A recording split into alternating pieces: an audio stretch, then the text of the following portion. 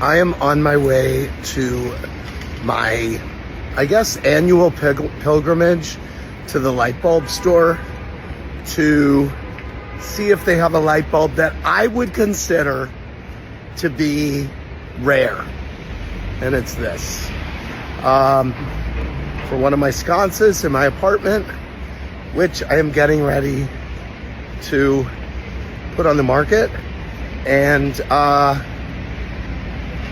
if this light bulb store has this, just once again, a testament, I almost broke it, testament to the need for light bulb stores in our world. Look at the bulb place. But guess what?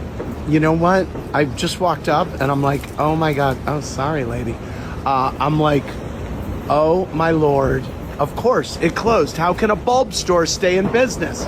But no, Bulbs NYC, they moved across the street. New location. It's on. I'm getting you fixed, baby. That's my Starbucks. Okay, here it is, right across the street. And guess what? They also do lamp repair. Hi. Hey, how are you? New place looks great. Lamp repair. Guess what? They took care of me at the bulb store. If you need light bulbs in New York City, this is not a paid ad. I just can't get over that there's a light bulb store, and it makes me really happy.